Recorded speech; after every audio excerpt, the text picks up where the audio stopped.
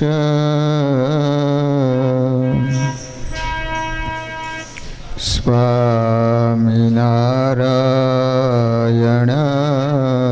પ્રભુ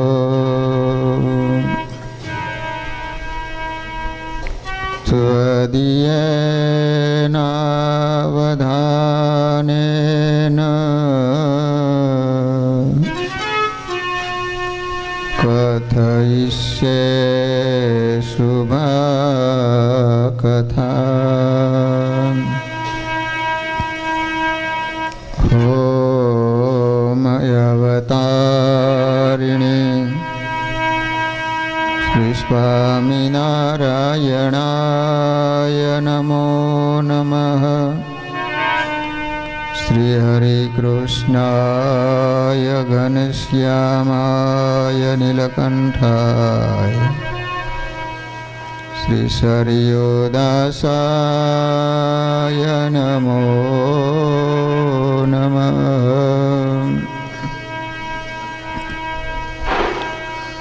બોલો સ્વામિનારાયણ ભગવાનની. શ્રી હરિ કૃષ્ણ મહારાજની. શ્રી રાધા કૃષ્ણ દેવની. શ્રી નરનારાયણ દેવની. શ્રી લક્ષ્મીનારાયણ દેવની. શ્રી રામચંદ્ર ભગવાન. શ્રી વિઘ્ન વિનાયક દેવની. શ્રી કષ્ટભંજન દેવની. ઓમ નમઃ પાર્વતી પતયે હર હર મહાદેવ.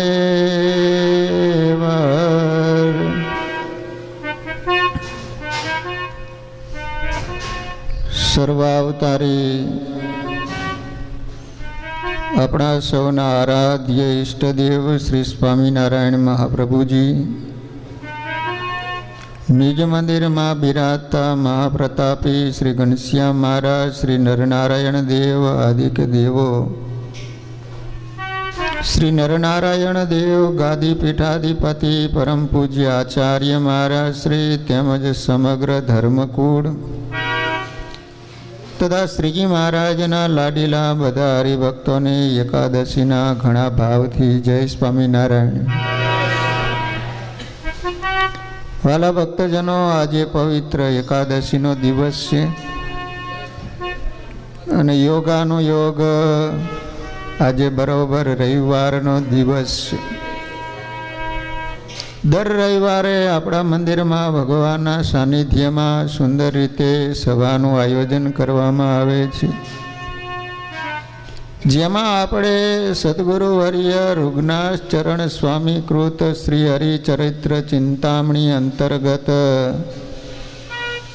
જે ભગવાનના દિવ્ય લીલા ચરિત્રો એની કથા દ્વારા વિશેષ ભગવાનનો મહિમા આપણે કઈ રીતે સમજાય એવા આપણે પ્રયાસો કરી રહ્યા છીએ. સ્વામિનારાયણ સંપ્રદાયમાં એક હરિહરિયાનંદ નામના એક સંત હતા. એ પૂર્વાશ્રમમાં કાનમ દેશમાં આવેલા માંગરોલ ગામના હતા. માંગરોલ બે છે, એક તો કાનમ પ્રદેશ એટલે ચરોતર પ્રદેશ, ત્યાં પણ એક માંગરોલ છે, અને બીજું માંગરોલ ક્યાં છે? લોજની બાજુમાં સૌરાષ્ટ્રમાં, જ્યાં નીલકંઠ વર્ણી વેશે ત્યાં ભગવાન આવેલા, અને ત્યાંના ગોરધન શેઠે ભગવાનને જમવા માટે સુખડી અને ગાંઠિયા લાવી આપ્યા હતા. જ્યાં વાવ છે, ડોસા વાવ. તો હરિહરિયાનંદ નામના સાધુ એ પૂર્વાશ્રમમાં કહેતા એનું જન્મસ્થાન કાનમ પ્રદેશનું માંગરોલ નામનું ગામ, ત્યાંના એ સંત હતા. સાધુ થવા માટે મહારાજ પાસે પંચાળા આવ્યા. ત્યારે મહારાજ ઝીણાભાઈના દરબારમાં આથમણા બારના ઓરડાની ઓસરીએ ઝેર ઉપર ગાદી તકિયો નંખાવીને બિરાજમાન હતા. ત્યાં આવીને મહારાજને પગે લાગીને બોલ્યા કે મહારાજ મને સાધુ કરો લો. મહારાજે કહ્યું અમારા ગમતામાં વર્તશો ને અમે કહીએ એમ કરશો. હા, સાધુ થતા પહેલા સીધા થાવું. સાધુ થયા પરંતુ જો સીધા ન રહ્યા તો એના કરતાં ઘરે રહેવું સારું. એટલે મહારાજે પહેલી ચોખવટ કરી કે સાધુ થવું હોય તો ના નથી, સાધુ તમને બનાવીએ પરંતુ અમે કહીએ એમ તમે કરશો. ચેલા તમારા પણ કયું ન કરે તો એ ચેલા શા કામ ન કયો જોઈએ. એ ગુરુને ચેલો હતો પણ ગુરુ કહે કે આથમણું જવાનું તો ઉગમણી દિશામાં જાય એટલે એનું નામ અડબંગો પાવડેલું. અડબંગો. એમાં બરોબર એકવાર ગુરુએ કીધું કે અડબંગા બહાર જઈને જોજો વરસાદ આવે છે કે નહીં એમ. એમાં બરોબર એક બિલાડી આવી બહારથી. એટલે ગુરુને કહે છે કે ગુરુ મહારાજ જો બિલાડી આવી છે એના ઉપર હાથ ફેરવી જોવો, જો વરસાદ આવતો હશે તો લીલી હશે નકર હુકી હશે. એ હુતા હુતા ગુરુને આવી રીતે જવાબ આપ્યો પણ બહાર જોવા માટે ન ગયો. પછી ગુરુએ વિચાર કર્યો કે અડબંગા હવે આપણે સૂઈ જવું છે ને તો આ દીવો ચાલુ છે એ ઓલવી નાખ. પહેલાંના સમયમાં લાઇટની સુવિધા નહીં એટલે માણસો દીવાના અજવાળે જે કંઈ કામ કરવું હોય એ કરતા. તો ગુરુને કહે છે ગુરુ મહારાજ એમાં શું આંખો બંધ કરી દો એટલે દીવો બંધ જ થઈ જવાનો છે ને, પછી ક્યાં દેખાવાનું હતું કાંઈ એમ. હુતા હુતા ગુરુને આવો જવાબ આપ્યો. એટલે ગુરુએ વિચાર કર્યો કે હવે એવી આજ્ઞા કરું કે ઊભો થાય ને તો જ કામ પૂરું થાય. તે ગુરુ મહારાજ કહે છે કે અડબંગા આપણા આશ્રમનો જે દરવાજો છે એ બંધ કરી આવવો જોઈએ. તો કહે છે ગુરુ મહારાજ બે કામ મેં કર્યા, હવે તમારે એક કામ તો કરવું પડે ને કે લો. આ ગુરુની આજ્ઞા પાડી. અને એટલે મહારાજ કહે છે કે અમે કઈ એમ કરશો તો ખરા ને. તો એમને હા પાડ્યો. એટલે ફરી મહારાજે પૂછ્યું કે અમે કઈ એમ તમે કરશો ને. તો કહે છે કે હા મહારાજ. એમ મહારાજે એક બે વાર નહીં જસુભાઈ 5 વખત પૂછ્યું મહારાજે. બોલો 5 વખત કે અમે કઈ એમ કરશો, અમે કઈ એમ વર્તશો. તો સ્વામી કહે છે કે હા. ત્યાર પછી મહારાજે દીક્ષા આપી અને સાધુ કર્યા અને નામ પાડવામાં આવ્યું હરિ હરિયાનંદ સ્વામી. તમને બધાને યાદ રહેશે હરિ હરિયાનંદ સાધુ. જો અમુક સંતો સવારમાં ઉઠો ત્યારે ભગવાનનું સ્મરણ કરવું તેમજ ભગવાનના સંતો ભક્તોને પણ યાદ કરવા એવી આજ્ઞા ભગવાને સત્સંગી જીવનમાં દ્વિતીય પ્રકરણમાં નારાયણ ગીતામાં કરેલી છે. મારા ઘરની વાત નથી કહેતો. બ્રહ્માનંદ સ્વામી, ગોપાળાનંદ સ્વામી આવા મહાન સમર્થ સંતોને યાદ કરવા, દાદા ખાચર, ભગુજી, ગલુજી આવા ભક્તોને પણ યાદ કરવા. મહારાજે દીક્ષા આપી, નામ પાડ્યું હરિ હરિયાનંદ સ્વામી. પછી સદગુરુ ગોપાળાનંદ સ્વામી ભેગા રહેતા હતા. વિચાર કરો, ગોપાળાનંદ સ્વામી ભેગા આ સ્વામી રહેતા હતા. એમને શ્રીજી મહારાજની મૂર્તિ ઉપર હેત બહુ હતું.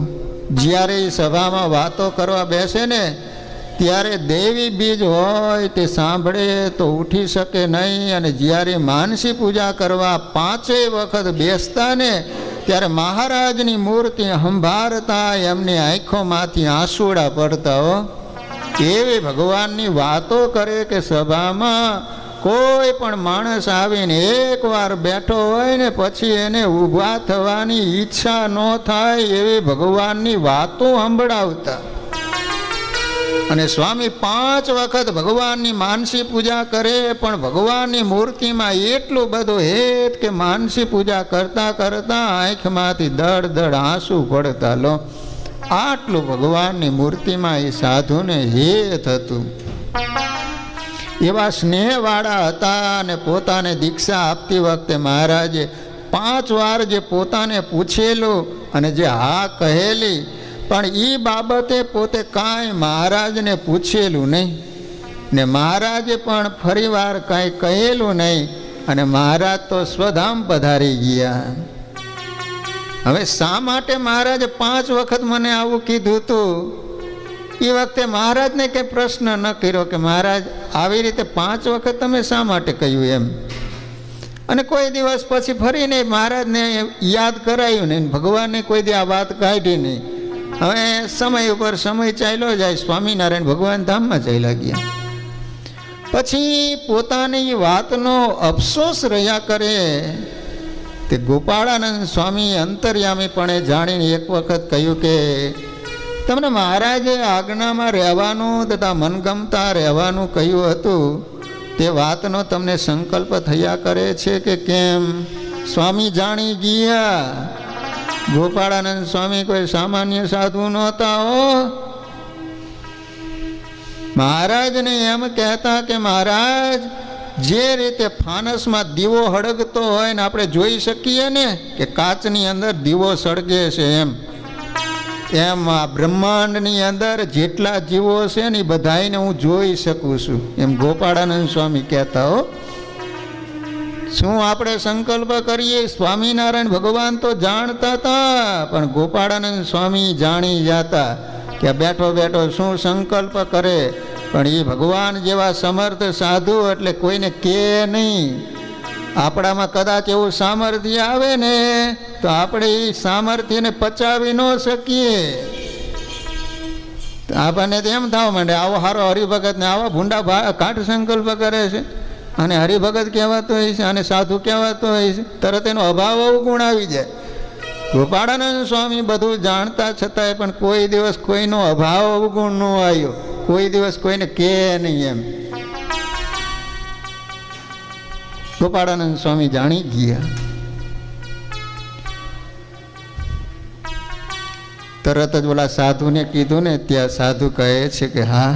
પછી સ્વામી કહે, તમારી પાસે જે શ્રીજી મહારાજને કરાવવું હતું ને એ કામ અમે અને રઘુવીરજી મહારાજ તમારી પાસે કરાવશું, એમ કહીને પછી સમય આવ્યો ને ત્યારે સ્વામીએ કહ્યું કે શ્રીજી મહારાજે પોતાના થાળમાં વાપરવા માટે સત્સંગી ગ્રહસ્થો પાસેથી ₹1.5 લેવાનો જે નિયમ કરેલો છે તે લેવા અને વાતો કરવા શ્રીજી મહારાજ મયારામ ભટ્ટને આજ્ઞા કરીને ગયા હતા.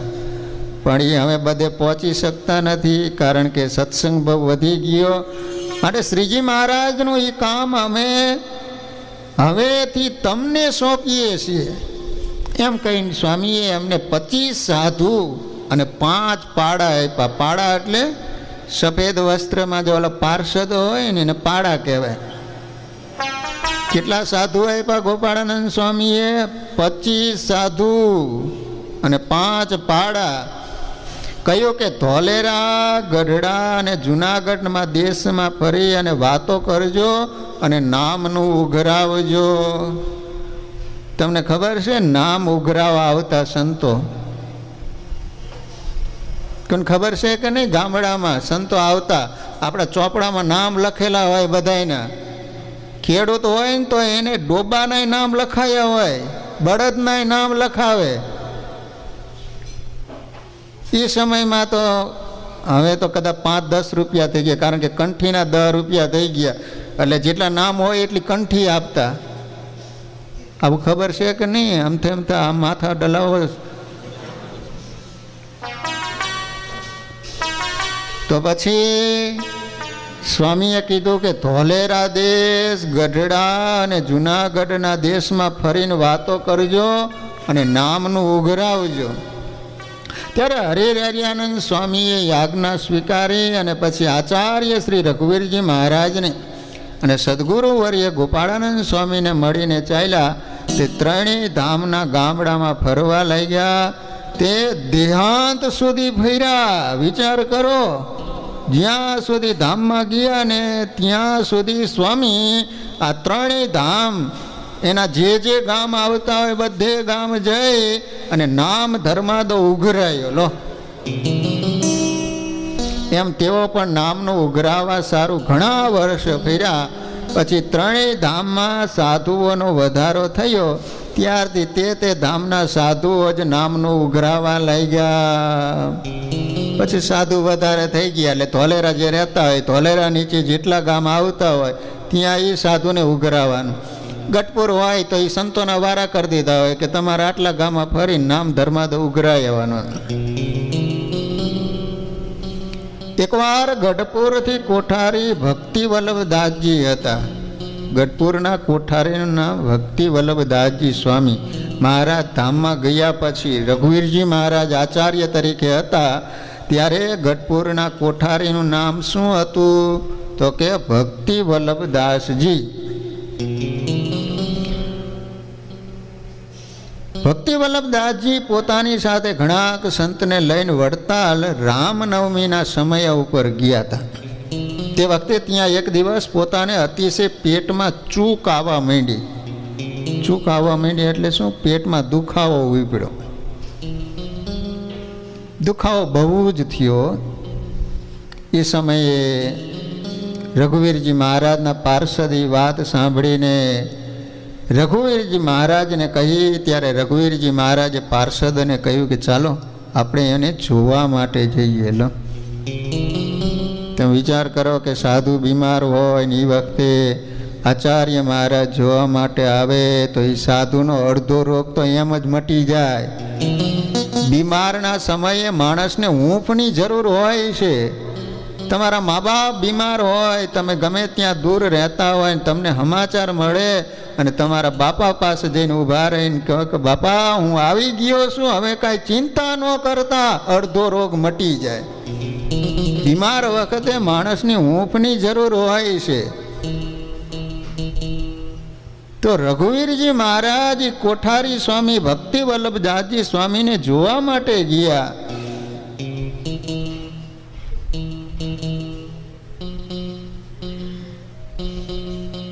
ગઢડાનો ઉતારો હતો, ત્યાં ગયા અને પૂછ્યું કેમ કોઠારી, તમને ક્યાં દુખાવો વધારે છે એ બતાવો.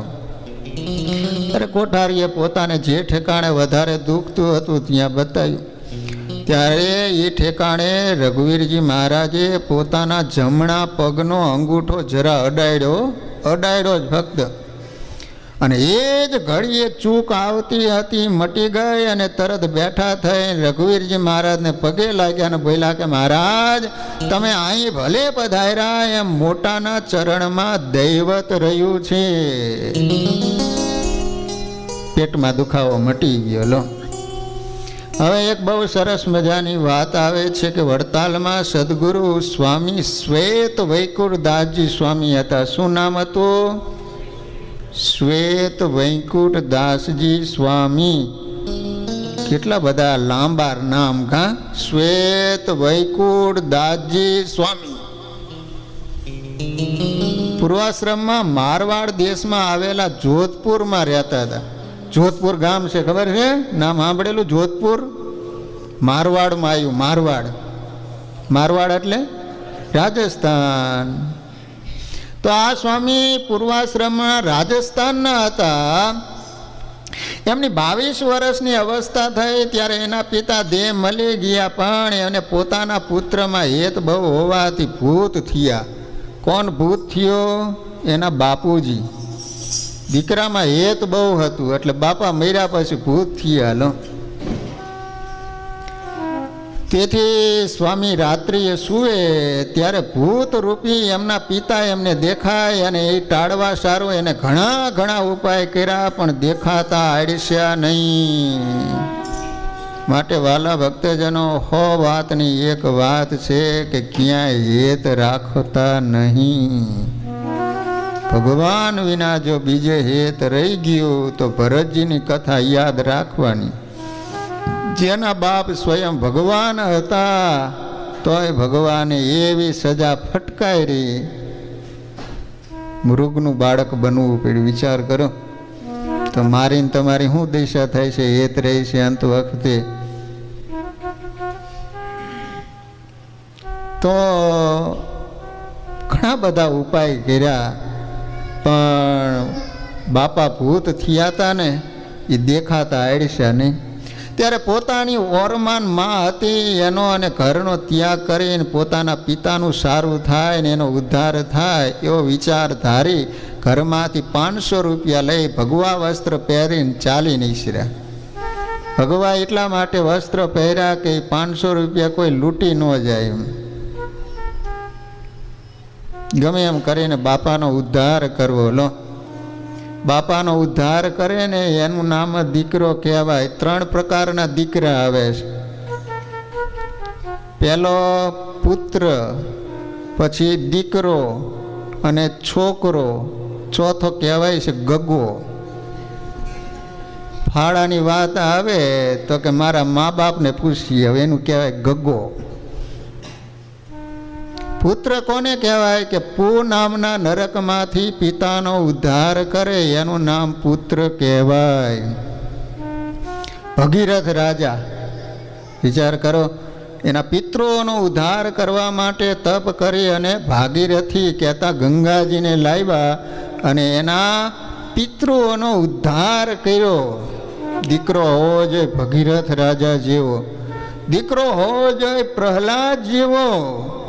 ભગવાન કહે છે કે પ્રહલાદ તું માગ, તો કહે છે કે મારો બાપ ગમે તેવો હોય પરંતુ મારો બાપ હતો. જો આપ માગવાનું કહેતા હોય તો આપની પાસે માગું છું કે મારા બાપનો ઉદ્ધાર કરો. અને ભગવાને કલ્યાણ કર્યું એના બાપનું. આનું નામ પુત્ર કહેવાય. દીકરો કોને કહેવાય તો બાપનો દી વાળે એનું નામ દીકરો કહેવાય. છોકરો કોને કહેવાય કે બાપની જે આબરૂ હોય એના ઉપર જથ્થાબંધ પાણી ફેરવી દે એનું નામ છોકરો કહેવાય. તો પછી આ વસ્ત્ર પહેરી અને ચાલી નીકળ્યા. તે ગોકુળ, મથુરા, કાશી, હરિદ્વાર અને ગયા વગેરે તીર્થમાં જઈને હરામણું કરાયું. લો, તમે બધે આ તીર્થો કર્યા છે? જાયજો, નકર આમને આમ ઉકલી જઈશો. શરીરનો કાંઈ ભરોસો નથી. આપણે તો કેટલા મનોરથ કરતા હોય પણ ક્યાં ખબર છે મંદિરમાંથી નીકળ્યા પછી ભગવાનની કૃપા હોય તો ઘરે પહોંચી શકાય, નકર વચમાં અચ્યુતમ કેશવમ થઈ જાય. એટલા માટે વૃદ્ધપણાના વાયદે કોઈ રહેશો નહીં. ભગવાનનું ભજન કરીને છેલ્લો જન્મ થાય એવું કરી લેજો. ક્યારે આ શરીર પડી જશે? મૂળ વિનાનું આ શરીર છે. વિચાર કરો, મૂળ વિનાનું થળિયું હોય તો ઊભું રહે, તરત જ પડી જાય. માટે વાલા ભક્તજનો, ભગવાને સુખી બનાવ્યા હોય તો યાત્રા કરજો. બાકી તો મરતા સુધી કોઈના કામ ખૂટવાના નથી. તમને એમ કે નવરા પડશું પછી શાંતિથી યાત્રા કરીશું, ભગવાનનું ભજન કરશું. ગુણાતીતાનંદ સ્વામી કે કામમાંથી પરવારીને ભગવાન ભજવા એવી તો કોઈ આશા રાખવી જ નહીં. રાવણ જેને 14 ચોકડી રાજ્ય કર્યું ને મર્યો તો એના 5 કામ બાકી રહી ગયા. મારા ને તમારા કામ પૂરા થવાના છે? કોઈના કામ પૂરા નથી થવાના. પણ સુરવીર હોય, ભગવાનનો ભગત હોય, ટાઈમ કાઢીને સમયે સમયે ભગવાનનું ભજન કરી લે. તો વાલા ભક્તજનો, ક્યારેક યાત્રા કરવી. ગોકુળ, મથુરા, કાશી, હરિદ્વાર અને ગયા ગયાજી તીર્થ છે હો. આપણે આરતીમાં આવે ને કોટી ગયા કાશી, કોટી ગયા કાશી, કોટી ગયા કાશી, એનો અર્થ શું થાય? કોટી એટલે કરોડવાર ગયાજી ગયા અને કાશી ગયા. ગયાજી નામનું તીર્થ છે જ્યાં પિતૃ શ્રાદ્ધ માટેનું સર્વશ્રેષ્ઠ ગણવામાં આવે છે. તમે આજ પણ જાઓ ને તો કેટલાય માણસો, હરામણાનું કામ બ્રાહ્મણો દ્વારા અહીંયા ચાલતું જ હોય, કેટલાય માણસો બેઠા હોય છે. કોઈ ગયા છો ગયાજી? તમે ગયા છો? સમજી ગયા. નેપાળમાં આવ્યું? આ એ નજીકમાં જ આવ્યું છે. હું 2 વાર ગયા આવ્યો, હમણાં જ જઈને આવ્યો, 2-3 મહિના થયા. તો વગેરે તીર્થમાં જઈને હરામણું કરાયું તો પણ ડોસો પોતાને રાત્રે દેખાતા બંધ થયા નહીં. મારો જબરો છે આ તો. આટલું કરાયું તોય ડો રાત પડે ને મારો દેખાય. ત્યારે પોતે જગન્નાથપુરી અને રામેશ્વર તરફ ગયા. જગન્નાથપુરી છે ને સૌથી મોટામાં ઊંચું મંદિર છે જગન્નાથપુરીનું. જગન્નાથપુરીની અમુક વિશેષતાઓ છે. એ મંદિરની ઉપર એક ચક્ર છે, ચક્ર. તે એ ચક્ર આમ છે ને, એ તમે ગમે તે દિશામાંથી જોવો ને તો તમારી સામે જ દેખાય. નકર ચક્ર તો આમ જ છે, પરંતુ ગમે એ દિશામાં જાઓ તો તમારી સામે જ લાગે. બાજુમાં સમુદ્ર છે, બહાર નીકળો તો સમુદ્રનો એટલો બધો અવાજ સંભળાય, મંદિરમાં જાઓ તો 20 મિનિટે બંધ. ત્યાં છે ને ભાતનો પ્રસાદ આપવામાં આવે છે અને એ માટલામાં ભાત ચડાવવામાં આવે છે અને કોળિયામાં તમને ભાતનો પ્રસાદ આપવામાં આવે છે. મહારાજે શિક્ષાપત્રીમાં આજ્ઞા કરી કે જગન્નાથપુરીનો પ્રસાદ લેવામાં કોઈ દોષ કે બાદ આવતો નથી. તો ત્યાં ઉપરી 12 માટ ચડાવવામાં આવે, કહેતા માટલા ચડાવવામાં આવે. ભાત જે ચડાવવા માટે માટલા મોટા હોય, ઉપરી 12 ચડાવે. તો નીચેથી તમે અગ્નિ મૂકો તો સહજ હોય છે કે નીચેનું માટલું હોય પહેલાં ચડવું જોઈએ ને. જગન્નાથપુરીમાં ઊંધું છે, 12મું માટલું પહેલાં ચડી જાય, પછી નીચે ધીમે ધીમે ચડે. અને ત્યાં જે પ્રસાદ બનાવવામાં આવે છે, દાખલા તરીકે દરરોજનો 25,000 માણસો માટેનો પ્રસાદ બનાવેલો હોય તો સાહેબ 50,000 માણસો આવે તો તૂટો ન આવે, ઓછા આવે તો વધે નહીં. આ ભગવાનનું દૈવત આજ કળિયુગમાં પણ. અને એ મંદિર ઉપરથી કોઈ પંખી પણ ઉડીને જાય નહીં, કોઈ પ્લેન પણ ઉપરથી જઈ ન શકે આજની તારીખે. અને એની ધજા છે એ પવનની સામે ફરકે. નકર પવન આમથી આવતો ધજા આમ ફરકવી જોઈએ ને, પણ એ ઊંધી સાઈડમાં ફરકે જગન્નાથપુરીની ધજા. અને ત્યાં જગન્નાથ ભગવાનની જે મૂર્તિ છે એમાં કૃષ્ણ ભગવાનના અસ્થિ પધરાવવામાં આવેલા છે. એ કથા ઘણી મોટી છે, ક્યારેક સમય આવશે તમને સમજાવીશ. તો પછી આર્યોએ જગન્નાથપુરી અને રામેશ્વર તરફ ગયા અને ત્યાંય પણ હરામણું કરાયું. કોને? શ્વેત વૈકુંઠ દાસજી સ્વામીએ. હજી સાધુ નથી ત્યાં, આમ ભગવા કપડાં પહેરીને નીકળ્યા છે, પણ હજી સ્વામિનારાયણ ભગવાનનો યોગ નથી થયો. બ્રાહ્મણને જમાડી દાન દીધા તોય પણ રાત્રિ પડે ને મારો ડોહો દેખાય. પછી દ્વારકા ગયા. દ્વારકા તો તમે બધા ગયા છો ને? હેલા મીરાબાઈ દ્વારકા ને માર્ગ જો. એ ઇતિહાસ તમને ખબર છે? મીરાબાઈ રાજસ્થાનને છોડી અને આવતા રહ્યા. પછી એમ કહેવાય છે કે દુષ્કાળ પડ્યો. પછી ત્યાંના જ્યોતિષોને જોવરાયું તો કહે છે કે તમે મીરાબાઈનો અપરાધ કર્યો છે ને, એટલે વરસાદ આવશે જ નહીં. એમ કરો, મીરાબાઈને તમે બોલાવો ને એના પગલાં પડે તો વરસાદ થાય. એટલે ત્યાંના માણસો મીરાબાઈને લેવા માટે આવે છે. તો મીરાબાઈ કહે છે કે હું મારા દ્વારકાધીશને પૂછું, એ હા પાડે તો હું આવું. અને ઇતિહાસ બોલે છે કે આ બાજુ મીરાબાઈ મંદિરના પગથિયા ચડે છે અને કૃષ્ણ ભગવાન દ્વારકાધીશ સિંહાસનના પગથિયા ઉતરે છે. અને વચમાં જ મીરાબાઈનો ભેટો થયો. મીરાબાઈ કાયમને માટે દ્વારકાધીશની મૂર્તિમાં હમાઈ ગયા છે. મીરાબાઈના શરીરનો અગ્નિ સંસ્કાર કરવામાં ન થયો, છતાં તે મૂર્તિમાં એમને હમાઈ ગયા. બોલો કેવી ભક્તિ છે, વિચાર તો કરો. આખી જિંદગી જેને ભગવાનને પોતામાં હમાયા હોય તો એ ભગવાન છેલ્લે પોતામાં ન સમાવી લે.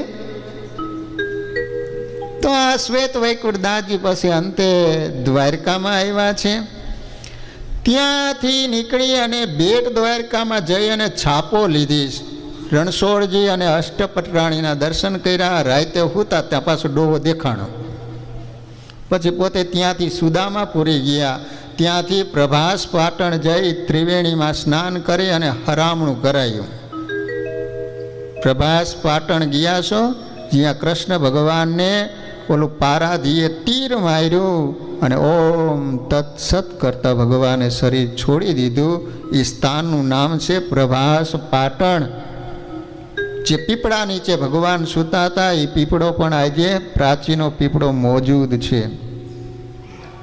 બ્રાહ્મણોને જમાડી દાન દીધા. રાત્રિએ સૂતા, ત્યાં પાછો ડોસો દેખાણ્યો. સવારે ઉઠીને ચાલ્યા જુનાગઢ ગયા. ત્યાં દામોદર કુંડમાં નાહીને દામોદરજીના દર્શન કર્યા.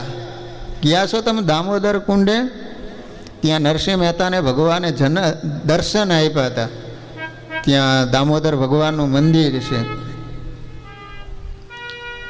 બ્રાહ્મણોને દાન દીધા. રાત્રિએ સૂતા, ત્યાં મારો ડોસો દેખાણા. પોતે વિચાર કર્યો કે મેં આટલા બધા તીર્થ કર્યા તો પણ ડોસાનો ઉદ્ધાર ન થયો. માટે હવે તો હવારમાં મારે ભૈરવ જપ ખાઈને મરવું, હવે તો મરી જવું છે. અથવા તો આંબાનું ડાળખું ભાંગીને એના ગળામાં ફાંસો દઈને પછી ડુંગરેથી પડીને મરવું. અને એમ કરતાં ન મરાય ને તો હિમાળામાં જઈને ગળી મરવું. જો ભગવાન મળે તો ન મરવું. એમ મનમાં વિચાર કરીને પાછા સૂઈ ગયા. એ જ રાત્રિમાં એને દ્વારકાનાથ રણછોડજીએ દર્શન દીધા. કહ્યું, ગઢડા ગામમાં સ્વામિનારાયણ નામે પ્રગટ ભગવાન બિરાજે છે, ત્યાં તું જા. તારા ડોસાનો ઉદ્ધાર કરશે અને તારોય પણ મોક્ષ કરશે. એમ કહીને અંતર્ધાન થઈ ગયા. પછી સવારે જાગ્યા ત્યારે આકાશવાણી થઈ, તું ગઢડે જા, ત્યાં તને પ્રગટ ભગવાન મળશે અને તારા ડોસાનો મોક્ષ કરશે. એમ 3 વાર થઈ. તે સાંભળી પોતે ભૂખ્યા તરસ્યા તુરંત ચાલી નીકળ્યા. અતિ વેગમાં ચાલ્યા જાય ને રસ્તો પૂછતા જાય, ગઢડું ક્યાં આવ્યું? કારણ કે પોતે મારવાડના હતા, કોઈ નામે નહોતું સાંભળ્યું ગઢડું. એમ કરતાં ખેલા નદીને કાંઠે આવ્યા. ત્યાં નાઈ ગામમાં દાદા ખાચરના દરબારમાં સાધુની જગ્યામાં મુક્તાનંદ સ્વામી સંત શિરોમણી બિરાજતા હતા. ત્યાં જઈને સ્વામીને પગે વળગી પડ્યા. સ્વામી કહે, અરે મહાપુરુષ, પગ મૂકી દો, તમે કોણ છો? તો કે હું તો એક ગ્રહસ્થનો છોકરો છું અને આ ભગવા લુકડા તો કોઈ વાઇટમાં ચોર ચકા લૂંટે નહીં એટલા માટે પહેર્યા છે. સાધુ નથી, છોકરો છું. એમ કહીને પોતાનું સઘળું વૃત્તાંત સ્વામીને કહી સંભળાય કે મારો બાપો મરીને ભૂત થયો, એનો ઉદ્ધાર કરવા માટે આટલે ઠેકાણે ફર્યો તોય રાતે મને દેખાય, એટલા માટે હું અહીંયા આવ્યો છું. મને તમે ઝટ સ્વામિનારાયણના દર્શન કરાવો. સ્વામી કે ધીરારો બાપા ધીરારો, તમને જરૂર દર્શન થશે. એમ વાત કરે ને ત્યાં તો મહારાજ કાર્યાણીથી 4 વાગે મહારાજ અહીંયા પધારશે એવું મુક્તાનંદ સ્વામી એને વાત કરી. એવી વધામણી આવી ને પછી મહારાજ 4 વાગે ગઢપુર આવ્યા. દાદા ખાચરના દરબારમાં આવ્યા ત્યારે મુક્તાનંદ સ્વામી મહારાજના દર્શન કરવા ગયા. સાથે મુમુક્ષુ પણ ગયો.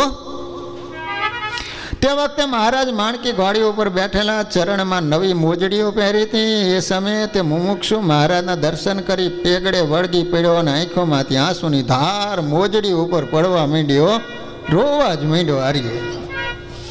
ત્યારે મહારાજે મુક્તાનંદ સ્વામીને કહ્યું કે આ કોણ છે? સ્વામી કે આ પ્રેમી ભગત છે, તમારા દર્શન કરવા આવેલો છે.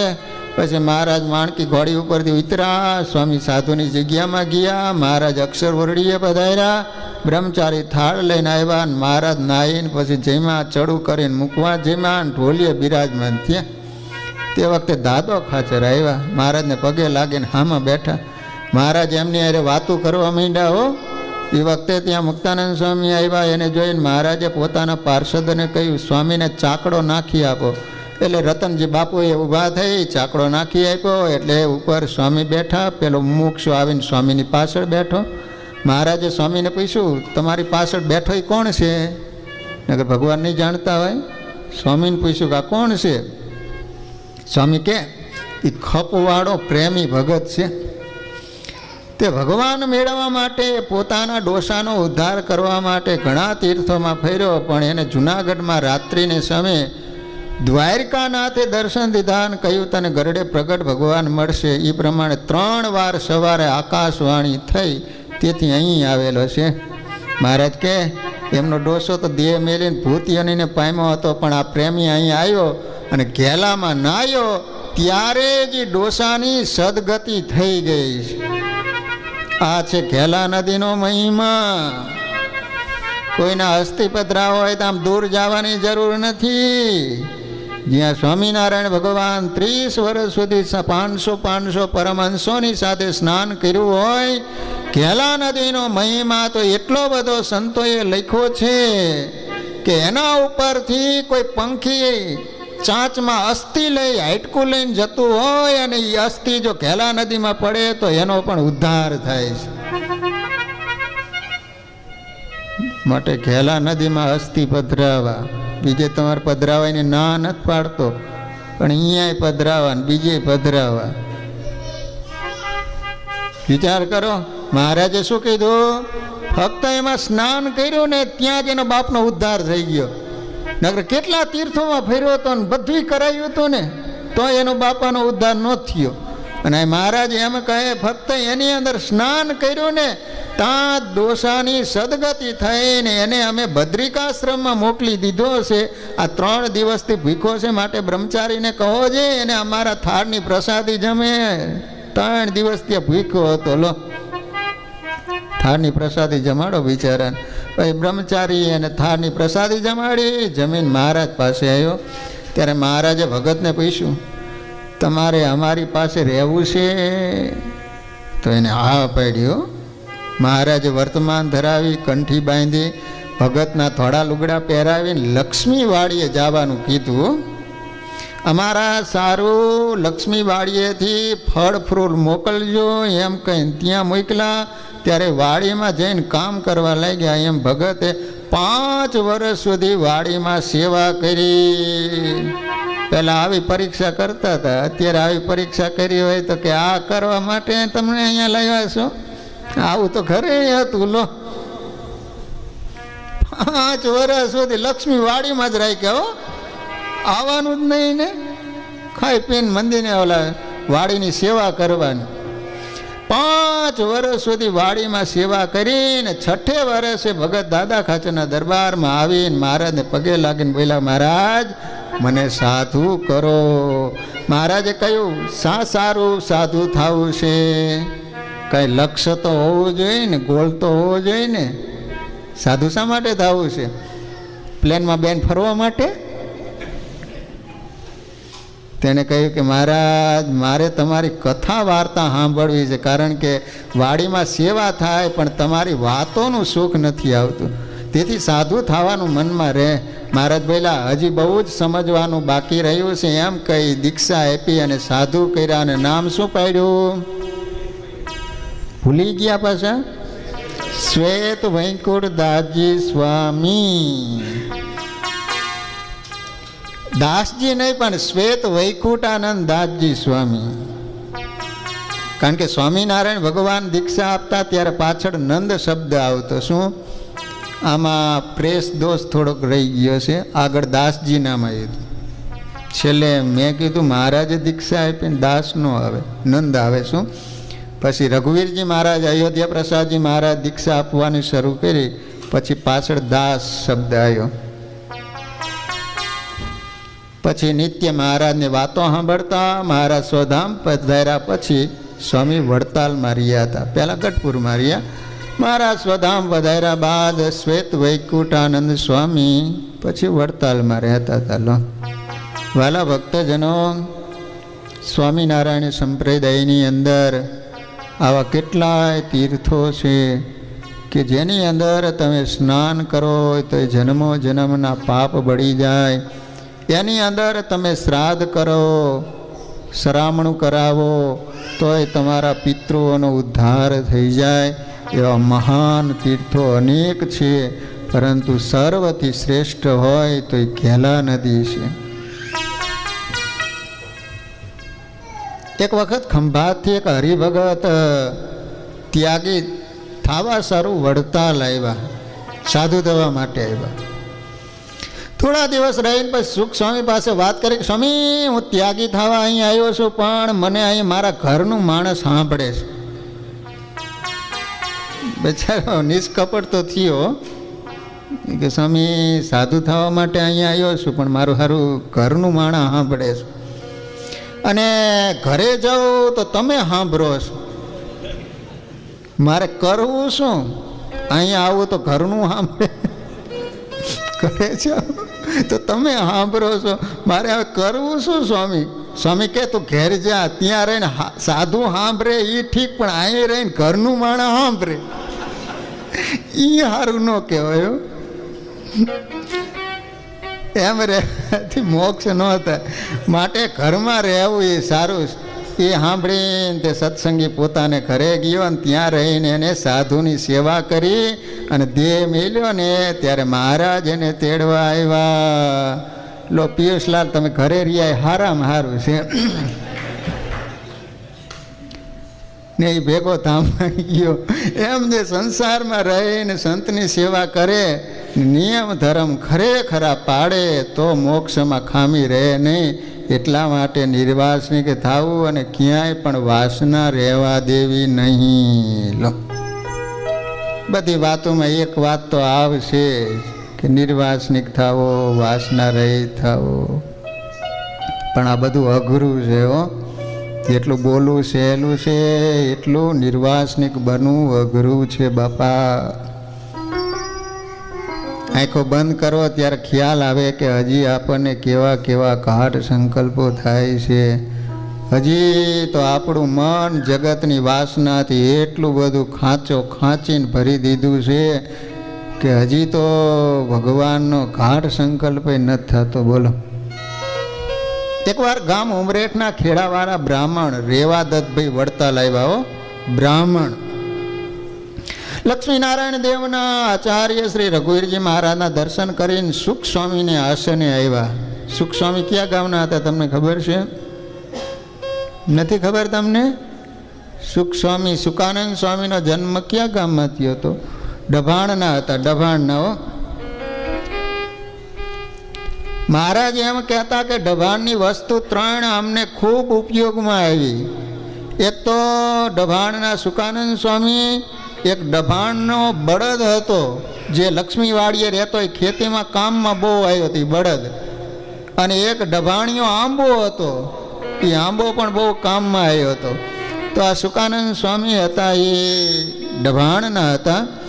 તો આ રેવાદત્તભાઈ ઉમરેઠવાળા આવ્યા એટલે પહેલાં તો દેવના દર્શન કર્યા, પછી આચાર્ય મહારાજના દર્શન કર્યા, અને પછી કોના દર્શન કરવા માટે આવ્યા?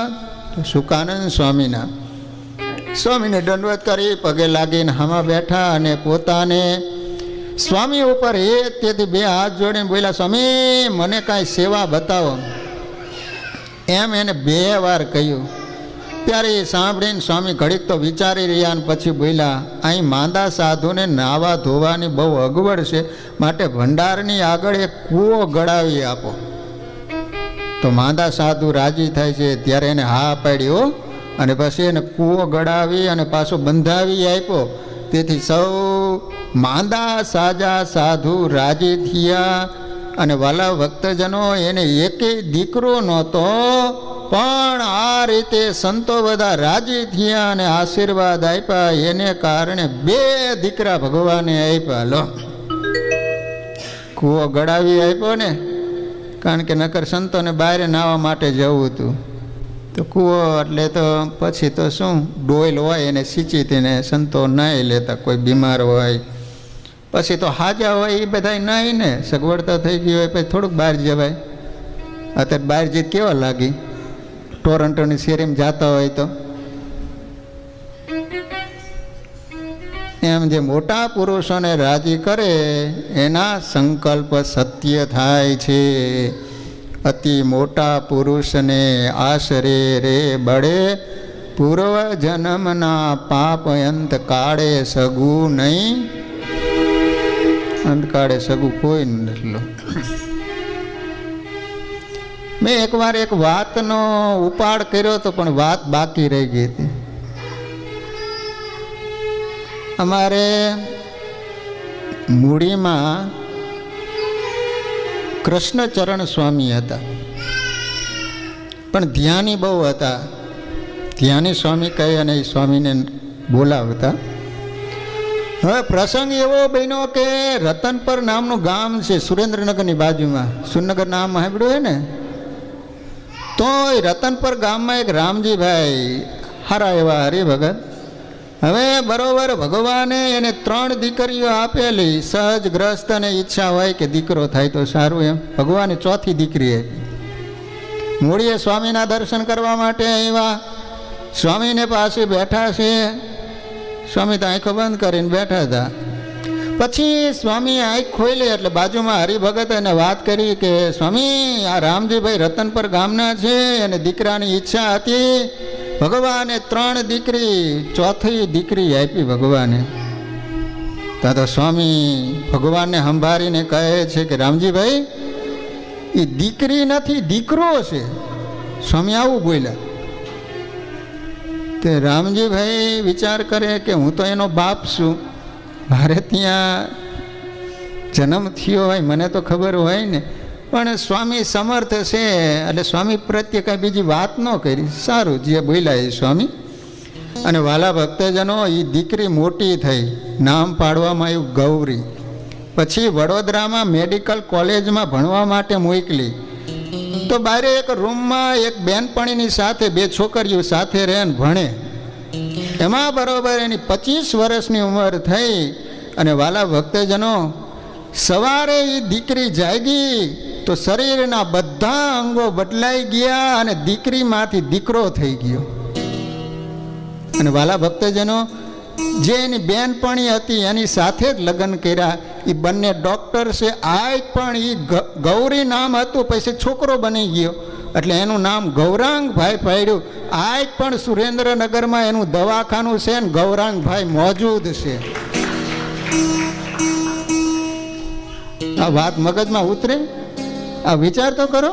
સ્વામી ભક્ત એટલું બોલ્યા કે રામજીભાઈ, એ દીકરી નથી દીકરો છે. અને 25 વર્ષની ઉંમરે આપ મેળાએ શરીરના બધા અંગો બદલાઈ ગયા, દીકરીમાંથી દીકરો થઈ ગયો.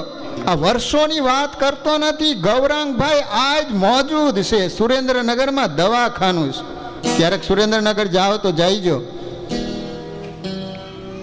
બંને માણસ આજ મોજૂદ છે, ડૉક્ટર છે.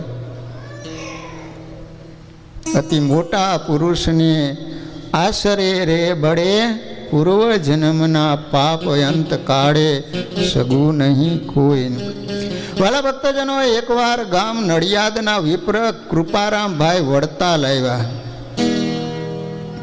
સભામાં દંડવત કરી એમણે રઘુવીરજી મહારાજ પાસે માગણી કરી કે મહારાજ, શ્રીજીની મૂર્તિને કાયમ સંભાળનારા અને ધ્યાની એવા હરિહરિયાનંદ સ્વામીને અમારે ત્યાં મોકલો. આગળ વાત આવી ગઈ હતી ને, હરિહરિયાનંદ સ્વામી જે કાનમ પ્રદેશના માંગરોળ નામનું ગામ ત્યાંના એ સ્વામી હતા. એટલે કૃપારામભાઈએ કીધું કે સ્વામી મહારાજને વાત કરી, રઘુવીરજી મહારાજને, કે આ સ્વામીને અમારે ત્યાં મોકલો. કારણ કે અમારે ત્યાં ક્યારે પણ પધાર્યા નથી. ત્યારે રઘુવીરજી મહારાજે હરિહરિયાનંદ સ્વામીને બોલાવીને કહ્યું કે તમે નડિયાદ જાઓ. ત્યારે સ્વામીએ કૃપારામભાઈને કહ્યું, તમે અમને તેડવા આવ્યા છો, પણ તમે અમારી પાસે જો 2 કલાક વાતો સાંભળવા નિત્ય બેસો તો આવીએ. આવી શરત કરીને અહીંયા ટોરન્ટોમાં હું આવ્યો હોત તો કે દરરોજ તમારે 2 કલાક બેવા આવવાનું, વાતું સાંભળવા આવવાની. સ્વામી તો અમદાવાદમાં હારા છો તમે. વિચાર કરો, સ્વામી આવી શરત મૂકી, આવું એની ના નહીં, પણ દરરોજ 2 કલાક તમારે વાતો સાંભળવા બેવાનું. તો આવીએ તો તરત જ હા પાડ્યો. ખપુવાળા હરિભગત પણ એવા હતા. પછી સ્વામી પોતાના મંડળના સાધુઓને સાથે લઈને ગામ નડિયાદ ગયા, મંદિરમાં ઉતર્યા. પછી સૌ સત્સંગીઓ આવ્યા, દંડવત કરીને પગે લાગ્યા ને બહુ રાજી થયા હો.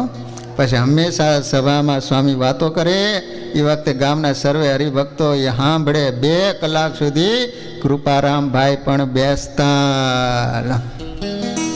અમે આ દરરોજ 1 કલાક તો કરીએ છીએ.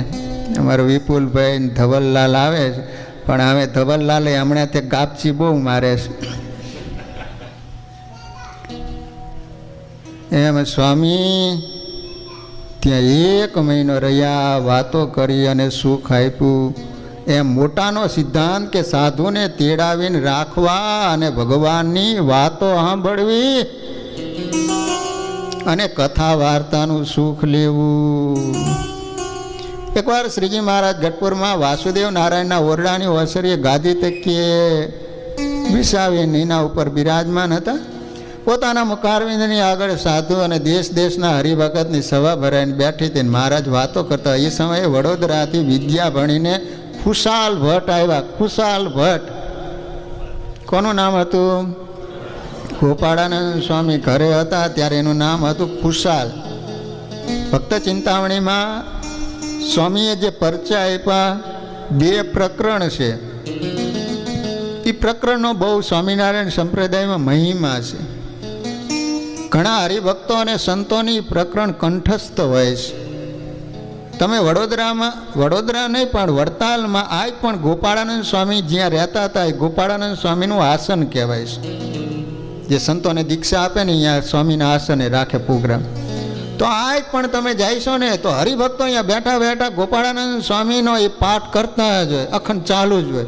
તમે ગમે ત્યારે જઈશો ને તો કોક ને કોક સંતોને હરિભક્તો બેઠા બેઠા એ ગોપાળાનંદ સ્વામીનું પ્રકરણ એ ત્યાં આમ રાખ્યા છે, પેજ કરાવીને લેમિનેશન કરાવીને રાખ્યા છે કે જે આવે એ બેઠા બેઠા પાઠ કરવો હોય શાંતિથી. તો અખંડ હરિભક્તો કરતા હોય છે. જીવનમાં ક્યારેક દુઃખ આવે ને એ પાઠ કરવા તમારે. ગોપાળાનંદ સ્વામી ગમે એવા દુઃખ હશે ને તો એ તમને ઉગારી લેશે. એનો બહુ મહિમા છે સ્વામિનારાયણ સંપ્રદાયમાં. તો એ વખતે કોણ આવ્યું? ખુશાલ ભટ્ટ આવ્યા. વડોદરા મહારાજે ભણવા માટે મોકલ્યા હતા. મહારાજને દંડવત કરી પગે લાગ્યા ને મળ્યા. મહારાજે પૂછ્યું, વડોદરામાં સૌ હરિભક્તો કુશળ તો છે ને? વૈદરાજ રામચંદ્ર પણ કુશળ છે ને? ત્યારે ખુશાલ ભટ્ટે કહ્યું કે સર્વે કુશળ છે. સર્વે આપને દંડવત પ્રણામ કહ્યા છે. મહારાજે પૂછ્યું, તમે બધી વિદ્યા ભણી લીધી? ત્યારે ખુશાલ ભટ્ટ 2 હાથ જોડીને વિનંતી સાથે બોલ્યા, મહારાજ તમારા પ્રતાપથી વિદ્યા ભણી આવ્યો છું. આમનું નામ કહેવાય ગોપાળાનંદ સ્વામી. કેટલો સરસ જવાબ આપ્યો, આપના પ્રતાપથી હો. અને આપણને પૂછ્યું એ કામ તો મારા માટે આમ ચપટીનો ખેલ. પોતે ભણીને આવ્યો છું એમ ન કીધું. મહારાજ આપના પ્રતાપે બધી વિદ્યા મેં ભણી લીધી છે. પછી મહારાજે પરીક્ષા લેવા સારું કેટલાક પ્રશ્નો પૂછ્યા. એના ઉત્તર ખુશાલ ભટ્ટે તુરંત કરી આપ્યા. પછી વેદની કાંડી અને શ્રુતિઓ બોલવાનું મહારાજે કહ્યું ત્યારે એ પણ બોલી બતાવી હો. તે સાંભળીને મહારાજ બહુ રાજી થયા. ઊભા થઈ બાથમાં ખાલીને સ્વામીને મળ્યા ને બોલ્યા, છે અમારે મહાભારતનું પુસ્તક જોઈ છે, તે ભાવનગર છે, તે લેવા સારું 2-3 વાર પ્રાગજી દવે તથા લક્ષ્મીરામને મોકલા, પણ કાશીરામે પુસ્તક આપ્યું નહીં. પેલા હા પાડીને લેવા માટે ગયા ને તે મારો ફરી ગયો. એટલે મહારાજે કીધું કે આ કામ છે ને ખુશાલ ભટ્ટ સિવાય પતે એવું નથી, કારણ કે આમાં કંઈક પરચો બતાવવો પડે એવો હતો. તો તમે જઈને લઈ આવો. એ વખતે હસ્તાક્ષર એટલે બહુ મોટું પુસ્તક થતું. મહાભારત એટલે સૌથી મોટામાં મોટો ગ્રંથ કહેવાય. પેલા માણસો એમ કહેતા હતા કે આ ઘરમાં મહાભારત ન રખાય, મહાભારત રાખે ને તો મહાભારત થાય. એવું નથી, કારણ કે આવડો મોટો ગ્રંથ હવે તમે વાંચવાની શરૂઆત કરો ત્યાં એ પૂરો થતા કેટલા દિવસ, એટલા દિવસમાં તો ક્યારેક ઘરમાં ઝઘડા થાય જ. એટલે કે મહાભારત રાખ્યું ને એટલે મહાભારત થયું. તો મહારાજ કહે છે કે ખુશાલ ભટ્ટ ભાવનગર કાશીરામ પાસે જાઓ, ચમત્કાર જણાવીને મહાભારતનું પુસ્તક લઈ આવો. શ્રીજી મહારાજ અતિ રાજી થયા અને ગોપાળાનંદ સ્વામી કહેતા ખુશાલ ભટ્ટ જઈને લઈ આવ્યા. મહારાજ એમને 5 વાર મળ્યા અને કહ્યું તમે આ કામ બહુ સારું કર્યું, માટે હવે પરમહંસ દીક્ષા ગ્રહણ કરો. એને પરચો કેવો બતાવ્યો ખબર છે? ખુશાલ ભટ્ટ એના ત્યાં ગયા તે હવારમાં પૂજા કરતો હતો. તે એ ઠાકોરજી હશે, ઓલી બાલ મુકુંદની મૂર્તિ હશે, તે જઈને વાત કરી તો ઓલો તો ખીજાણો, કેટલી વાર મારે ના પાડવી, વારંવાર હાલ્યા આવો છો. તે ઠાકોરજી એના હામાં હતા ને ઠાકોરજી આમ ફરી ગયા. તો ઓલો મૈડીને પાછો હોય ને હામે કર તો ઠાકોરજી આમ ફરી જાય. અને પછી તો એવો પરચો બતાવ્યો ને પછી કે લઈ જાઓ લઈ જાઓ. પછી મહારાજે શું કર્યું ખબર છે? એ મહાભારત ગ્રંથ લાવ્યા, પણ જેટલા લૈયા સાધુ હતા ને બધાને થોડા થોડા પેજ આપ્યા. હો, કહેવાય છે કે એક જ દિવસમાં આખું કોપી કરી નાખ્યું મહાભારત અને પાછું આપી દીધું, ત્યાં લઈ જતા. આ બ્રાહ્મણને શું ગમે તેમ બ્રાહ્મણનો જીવ ખરો ને લોભ્યો થોડો, એને એમ કે જ્યારે જરૂર પડશે એટલે મારી પાસે લેવા આવશે, આપણે રૂપિયા માગશું એટલે રૂપિયા આપ્યા કરશે ને મારું હાલ્યા કરશે. આની દાનત આવી હતી.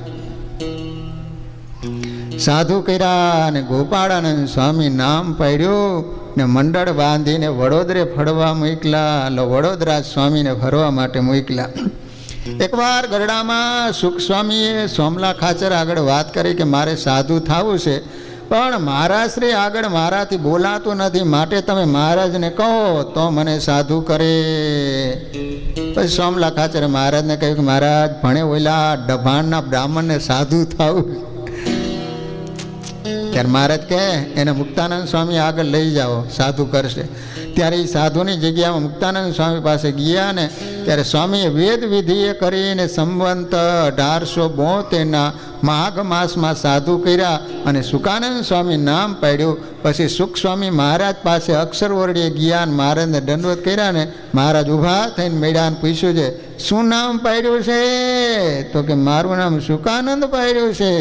મહારાજ કે મુક્તાનંદ સ્વામી પણ એમના પૂર્વના નામને જાણતા લાગે છે. પછી મહારાજે સુખ સ્વામીને કહ્યું હવે તમે અમારી પાસે રહો. ત્યારે સ્વામી કે ભલે મહારાજ, હું આપની પાસે રહીશ. પછી શ્રીજી મહારાજ જ્યાં સુધી આ પૃથ્વી ઉપર પ્રગટ રહ્યા ત્યાં સુધી સાથે રહ્યા, કારણ કે સુખદેવજીનો અવતાર હતા. મુક્તાનંદ સ્વામી જાણતા હતા, એટલા માટે જ એનું નામ સુકાનંદ સ્વામી પાડ્યું. હા, કદાચ તમને પ્રશ્ન પાછો એવો થાય કે લો મુક્તાનંદ સ્વામી દીક્ષા આપીને સાધુ બનાવ્યો એટલે જ અત્યારે આવું ચાલુ કરી દીધું લાગે સાધુએ દીક્ષા આપવાનું. પણ એ તો સ્વામિનારાયણ ભગવાને આજ્ઞા કરી એટલા માટે. અત્યારે જે દીક્ષા આપવા માંડ્યા એને સ્વામિનારાયણ ભગવાને આજ્ઞા કરી તું દીક્ષા આપવા માંડી એમ. એક દિવસ સુખ સ્વામીએ વાત કરી હતી જે ભગવાન મળ્યા છે પણ ખોટ રહી જાય તે ખપ થાય તો ટળે, તે ઉપર વિદ્યાર્થીનું દ્રષ્ટાંત દીધું છે. વિદ્યાર્થી જેમ વિદ્યા ભણવા જાય છે તે વિદ્યાનો અભ્યાસ કરે તે શીખે ત્યારે આવડે, એ મોટા સાધુ સાથે હેત થયા વિના સમજાય નહીં. કેમ જે મોટા હોય શ્રીજીની મરજી જાણતા હોય એ ઉપર પોતાની વાત કરી. હું 15 વર્ષ શ્રીજી મહારાજની સાથે રહ્યો, બધા વચનામૃત લખ્યા, કેટલા ગ્રંથ લખ્યા, વાંચ્યા. મને અને મુક્તાનંદ સ્વામીને શ્રીજી મહારાજે કહ્યું હતું કે આ ગોપાળાનંદ સ્વામી બહુ મોટા છે અને મૂર્તિમાન અક્ષર છે, એની મોટપ જેમ છે એમ અમારાથી પણ કહેવાણી નહીં. કેમ જે એને આ લોકમાં બરોબરિયા ઘણા હોય, પણ છેલ્લા પ્રકરણના 21ના વચનામૃતમાં અમે એવી જ મોટપ કહી છે ને હમ ખાય ને સર્વે મુક્તમાં એને જ મોટા કર્યા છે. અમારી મરજી યથાર્થ પણ એ જાણે છે હો. માટે તમે બે એની સાથે હેત રાખજો અને પૂછવું કહેતા હાથ જોડીને પૂછજો. પછી એ વાત અમે સંભાળી રાખી હતી ને મહારાજ દેવ ઉત્સવ કરી ગયા. પછી એકવાર મુક્તાનંદ સ્વામી હાથ જોડીને પૂછ્યું કે સ્વામી મારામાં ખોટ હોય ને તો એ કહેજો. કોને કીધું? બસ તબો નારાયણ. મુક્તાનંદ સ્વામીએ ગોપાળાનંદ સ્વામીને કીધું કે સ્વામી મારામાં ખોટ હોય તો કહો. ગોપાળાનંદ સ્વામીએ કહ્યું તમે મહારાજને સખી ભાવે ભજો છો તે હવેથી દાસ ભાવે ભજજો. તે સાંભળીને મુક્તાનંદ સ્વામી બહુ રાજી થયા. જેમ સ્વામીએ કહ્યું તેમ કર્યું તથા પોતાના મંડળના સર્વે સાધુ ગોપાળાનંદ સ્વામીને સોંપી દીધા. એકવાર સુખસ્વામીએ વાત કરી કે ખોટ ટાળે ત્યારે ભગવાન રાજી થાય. તે ઉપર મુક્તાનંદ સ્વામીની વાત કરી. પ્રથમ મુક્તાનંદ સ્વામીને શ્રીજી વઢતા, ઠપકો પણ દેતા. પછી તે મહારાજની મરજી પ્રમાણે વર્તવા લાગ્યા. ત્યાર પછી કોઈ દિવસ કહ્યું નહીં એમ કોઈને કહ્યા વગર ન સમજાય. એકવાર તો શ્રીજી મહારાજે દાદા ખાચરને પૂછ્યું તમારે ક્યાં સાધુ સાથે હેત છે? એટલે સ્વામિનારાયણ ભગવાન પણ પૂછતા ક્યાં સાધુ સાથે બેઠક ઉઠક છે, કોની હારે તારે હેત છે? તો કહે મારે તો ગોપાળાનંદ સ્વામી સાથે હેત છે. એ સાંભળીને મહારાજ રાજી થયા. હો મને પણ ભલામણ કરી હતી કે તમે પણ ગોપાળાનંદ સ્વામી સાથે હેત રાખજો. વળી મોટા વાતો કરે ત્યારે શાસ્ત્ર સમજાય. એ ઉપર મધ્યના 55ના વચનામૃતની વાત કરી. હોનું કાઢીને રૂપું ભેળવે તો એ 15 વલું કહેવાય. એમ જીવમાં દોષ ભળે તે સોનામાં 3 ભેદ છે. ધૂળમાંથી હોનું નીકળે તે કરનારાની કિંમતે નીકળે છે અને હોનું હોળવલું થાય છે. તેમાં જો ભેગ ન ભળવા દઈએ તો હોળવલું રહે. એમ જીવને જાણપણું જોઈએ. એ ઉપર ભરૂચના સોનીની વાત કરી. એને અજાણ્યા થઈને રૂપું ભળવા ન દીધું પણ એ જાણતો હતો તેથી ન ભળવા દીધું. એમ જેને મોટા સાધુ સાથે હેત હોય અને એની પાસેથી જાણપણું શીખ્યો હોય તો પોતાના જીવમાં દોષ ન પેસવા દે. માટે મોટાને વિનય વડે સેવા અને વિશ્વાસ રાખવો તો આપણા દોષ કહે અને ખોટ કાઢે. એ વિના ખોટ ઓળખાય નહીં. કેટલાક એમ બોલે શ્રીજી મહારાજના સર્વે સાધુ સરખા કહેવાય, કેને અધિક ન્યૂન કહીએ, પણ એ બોલનારાને જ્ઞાન નથી. જે મોટાને પણ નાના જેવા કહે. વળી એ કહે છે જે આપણને ભગવાન મળ્યા છે હવે કાંઈ કરવું રહ્યું નથી. તે બોલનારાને પણ જ્ઞાન નથી. કેમ જે મહારાજે વચનાવૃતમાં કહ્યું છે બદ્રિકાશ્રમમાં કે શ્વેતદીપમાં જઈને વાસના બાળવી છે તથા ધર્મ જ્ઞાન વૈરાગ્ય અને મહાત્મ જ્ઞાને સહિત ભક્તિ કરવી છે એ સર્વે ખોટું પડે. માટે સત્સંગમાં રહીને થોડા જ્ઞાનવાળા સાધુ સાથે હેત થાય તો સમજવાનું છે એ ટાળી નાખે. માટે વિચારીને હેત કરવું. વાલા ભક્તજનો, આપણો હવે પાટોત્સવ આવી રહ્યો છે. ઓગસ્ટ મહિનાની 21 થી 25 તારીખ 5 દિવસનો ઉત્સવ રાખવામાં આવેલો છે. તમે બધા યજમાન બની ગયા છો. પરંતુ વાલા ભક્તજનો, પાછું રાકેશભાઈને ત્યાં હું પિયુષભાઈને ત્રણેય બેઠા હતા. પછી રાકેશભાઈએ વાત કરી કે સ્વામી પાટોત્સવ નિમિત્તે આપણે 10 ઘરે સભાનું આયોજન કરવું છે. મેં કીધું સારું. તો વાલા ભક્તજનો, આપણે પાટોત્સવ નિમિત્તે હું હમણાં 23 થી 3 તારીખ સુધી બહાર એડમિન્ટન જઉં છું. પછી આવ્યા પછી આપણે સભા ચાલુ કરવી છે. તમારે બીજું ઘરે બીજું કંઈ વધારે બનાવવાનું નહીં, નાસ્તા જેવું પ્રોગ્રામ રાખવાનો. પાઉંભાજી રાખો કે બીજું બટેકા પૌવા કરી નાખો તો એ ચાલે. બહુ હેરાન થવાની જરૂર નહીં, અલગ અલગ બધું બનાવવાની જરૂર નહીં. તો વાલા ભક્તજનો, આપણે 10 ઘરે સભા રાખવી છે પાટોત્સવ આવે ત્યાં સુધી.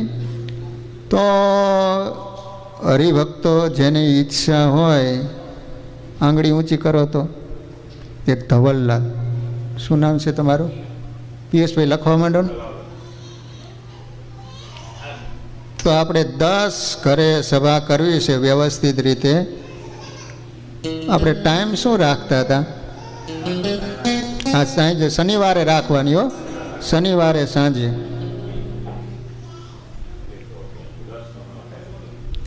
એટલે આપણે શનિવારે સાંજે સભા રાખવાની.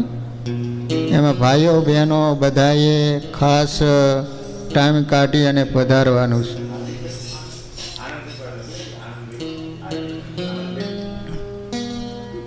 ધવલભાઈ, પછી આનંદભાઈ પટેલ,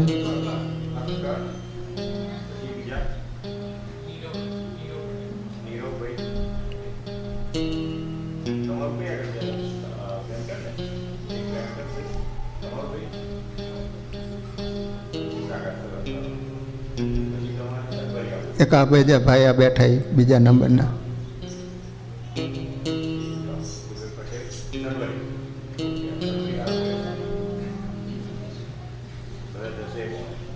ઓલો છોકરો આપણે ધમાસણાનો સ્મિત.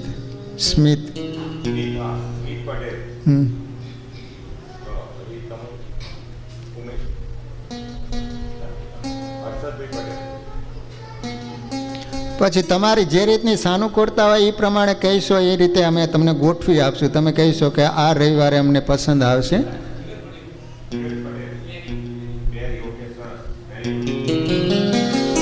નકર પછી અમે સામેથી કહીશું કે આ રવિવારે તમારે ત્યાં રાખવું છે. એ રીતે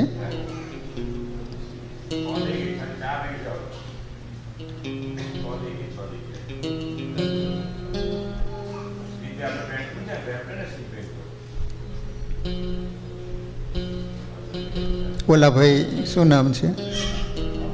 ઓલા ભાઈને ઘરે રાખવાનું કે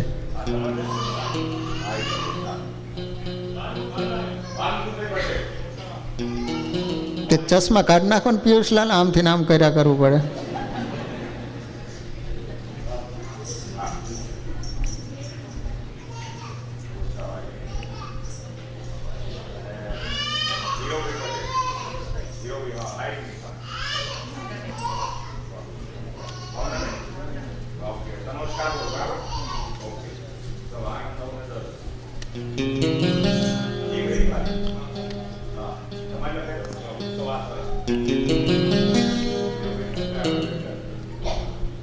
પછી કદાચ આપણે દિવસો બાકી રહેશે તો પછી કોઈને ઈચ્છા થાય છે તો આપણે ઘરે પાટોત્સવ આવે ત્યાં સુધી આપણે ચાલુ જ રાખીશું.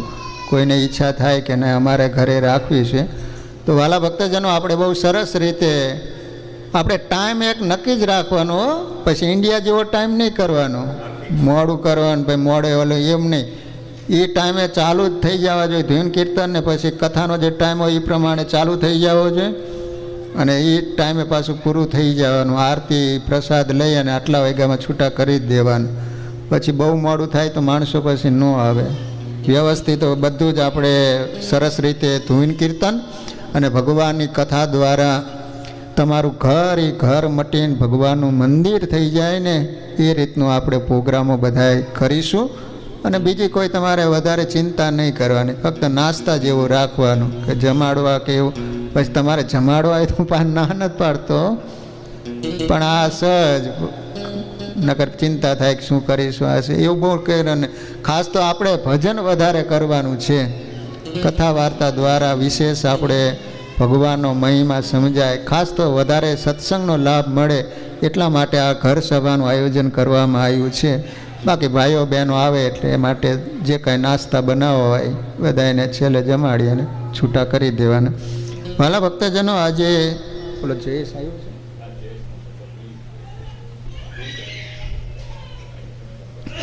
વાલા ભક્તજનો, આજે રવિવારની સભા છે. વિપુલભાઈ પટેલ સડવરી, સ્મિત પટેલ છે, ધીરેનભાઈ સાવલિયા છે, પંકજભાઈ પટેલ અને એક હરિભગત. આમને તાલીઓથી વધાવીશું કે રવિવારના યજમાન છે. વાલા ભક્તજનો, 10 સભા એક આનંદભાઈ ઠક્કર છે, નીરવભાઈ પટેલ, વિપુલભાઈ પટેલ, સ્મિત પટેલ, હર્ષદભાઈ પટેલ, જીગરભાઈ પટેલ, બાલમુકુંદભાઈ પટેલ, નીરવભાઈ ઠક્કર, ભાવનાબેન અને ઉત્સવ પટેલ. તો આ 10 હરિભક્તોને તાલીઓથી વધાવીશું. કે આપણે પાટોત્સવ નિમિત્તે આ 10 ખરી રીતે સરસ રીતે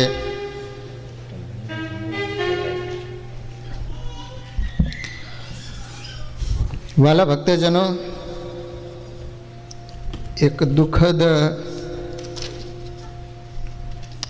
ઘટના ઘટી ગઈ. વાલા ભક્તજનો, તમે એમનાથી પરિચિત જ છો.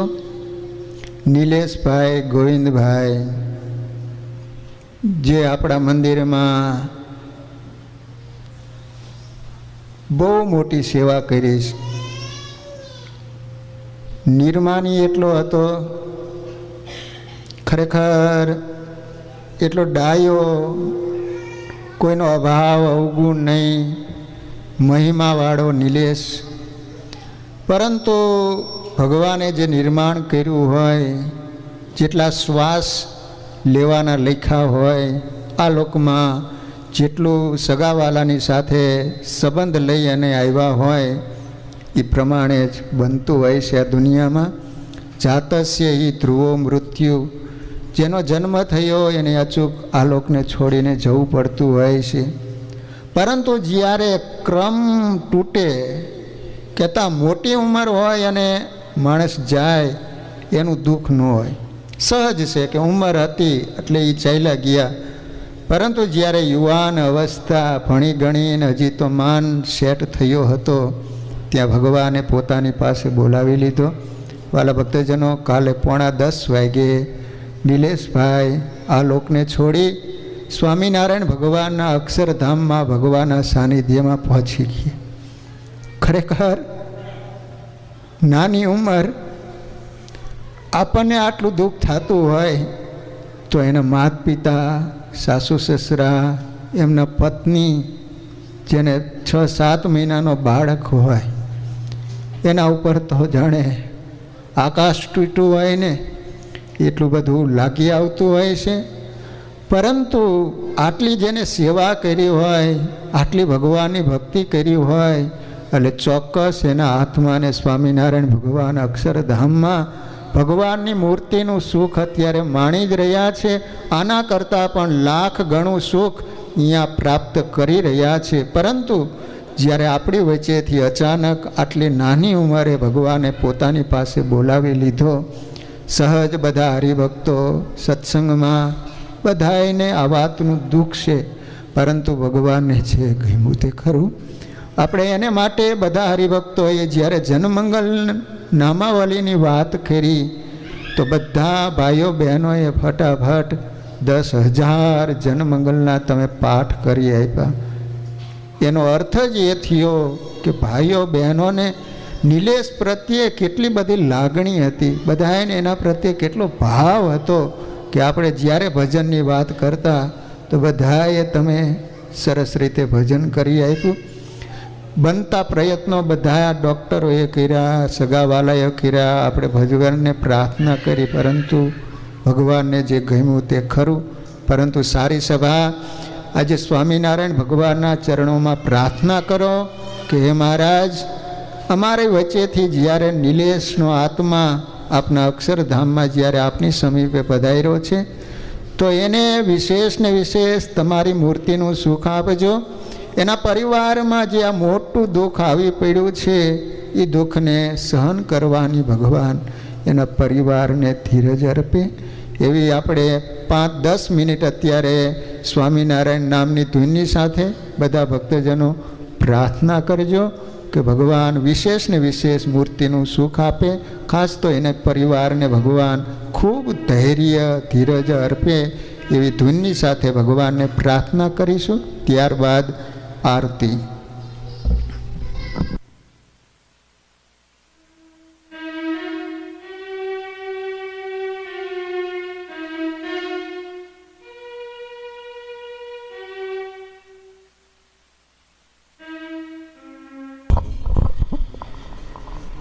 સ્વામિનારાયણ સ્વામિનારાયણ સ્વામિનારાયણ સ્વામિનારાયણ સ્વામિનારાયણ